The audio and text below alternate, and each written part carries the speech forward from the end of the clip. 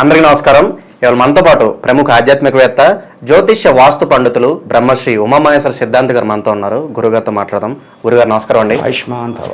గురుగారు, డిసెంబర్ మాసంలో చివరిగా మీనరాశి వారికి ఎలాంటి ఫలితాలు ఉండబోతున్నాయి కాస్త వివరించండి. శ్రీ క్రోధినామ సంవత్సర సెప్టెంబర్, అక్టోబర్, నవంబర్ నెలల వరకు కూడా గతంలో ఆగస్టు, జూన్, జూలై, ఆగస్టు నెలల వరకు కూడా మీనరాశి వారికి ఏలినాటి శని ప్రభావంతో అల్లకల్లోలం అయిపోతే సెప్టెంబర్, అక్టోబర్, నవంబర్లో కొంచెం ఊరట కలిగింది.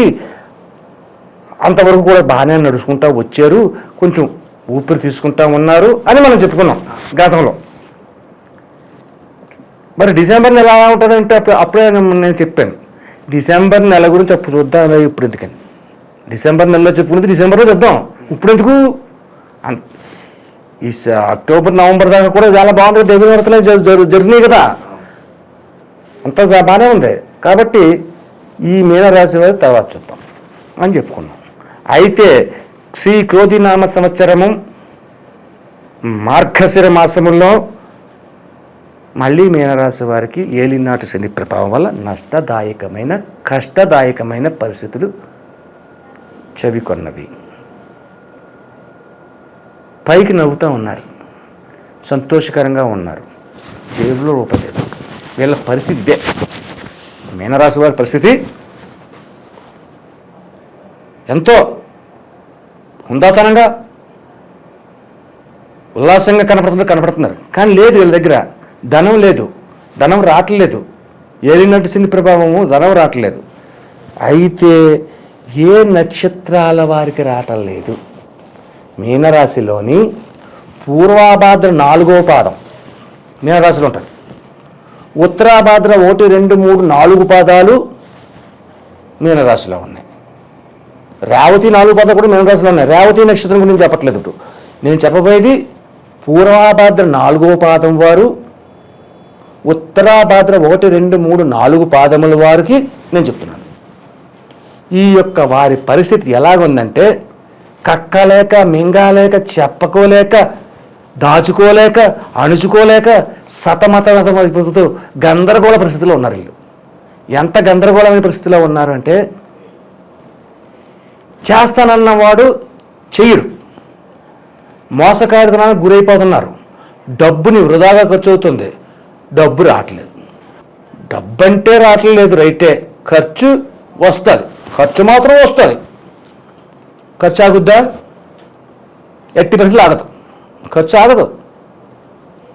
ఎవరి దగ్గరికి వెళ్ళి కాళ్ళ వెళ్ళపడి అప్పైనా చేయాలి. అప్పైనా చేయాలంటే అప్పే చేయాలి, ఇంకేం చేస్తారు? దొంగతనం చేయడం కుదరదు, తెలుస్తూ చంపేస్తారు, చితకబాస్తారు. కాబట్టి అలాంటి పని చేయరు, అప్పే చేయాలి. ఏమన్నా ఇప్పుడు మహానుభావ తప్పదేనా పరిస్థితి ఇలా ఉంది అని కాళ్ళ వెళ్ళపడి, లేదంటే ఉన్న బంగారాలమ్మో, లేదా ఇంకోటి ఏదో ఉంటుంది అమ్ముకునో వ్యాపార వ్యవహారాన్ని నడపాలి. అటువంటి విధంగా నడుస్తున్నారు. ఈ యొక్క పూర్వాభాద్ర నక్షత్రం 4వ పాదం వారు, ఉత్తరాభాద్రం 4 పాదాల వారు కూడా ఇదే పరిస్థితుల్లో ఉన్నారు. ఏలినాటి శని ప్రభావంతో సతమతమైపోతూ కల్లోల పడిపోతున్న పరిస్థితిలో ఉన్నారు. సరే, రేవతి నక్షత్రం 1, 2, 3, 4 పాదాలు కూడా నేను రాసే. వీళ్ళకి కూడా ఎలాగ ఉందా? కాదు. వీళ్ళ పరిస్థితి బాగానే ఉంది, కొద్దిగా అందుబాటులోకి వస్తుంది.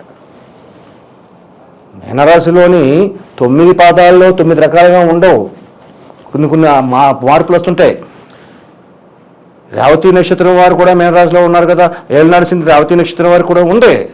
కానీ ఉద్ధృతత్వం లేదు, ఉద్ధృత్వం లేదు, ఏకరత్వం లేదు ఈ రేవతి నక్షత్రం వారికి. రేవతి నక్షత్రం అంటే గణం ఏమైంది? ఏనుగైంది. రేవతి నక్షత్రంలో ఏనుగయింది, దేవగణం. దేవగణంలో పుట్టారు వీళ్ళు. కాబట్టి వీళ్ళకి లేదు ఆ పరిస్థితి. కొద్దిగా మెరుగుపడి ఉన్న పరిస్థితులు ఉంటాయి. ఉద్యోగాల్లో ఉన్నవారు ఉద్యోగాలు చేసుకుంటున్నారు, సంపూర్ణంగా చేసుకుంటున్నారు. కానీ సంపూర్ణంగా ఫలితాలు ఉన్నదా?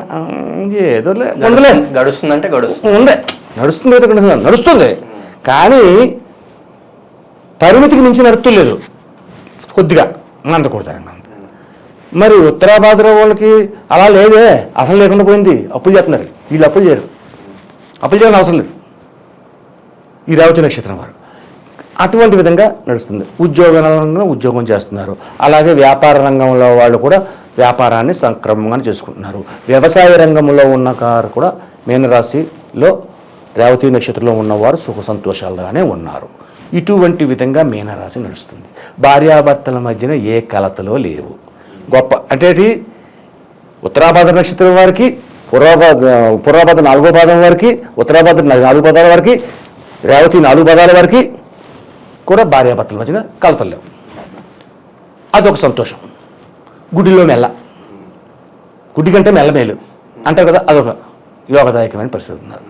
అయితే ఇటువంటి స్థితిగతుల్లో ఉన్నప్పుడు విద్యార్థులు ఏ రకంగా ఉన్నారు, ఇక్కడ మెయిన్ పాయింట్ తీసుకోవాల్సిన పరిస్థితి. విద్యార్థులు ఏ రకంగా ఉన్నారయ్యా?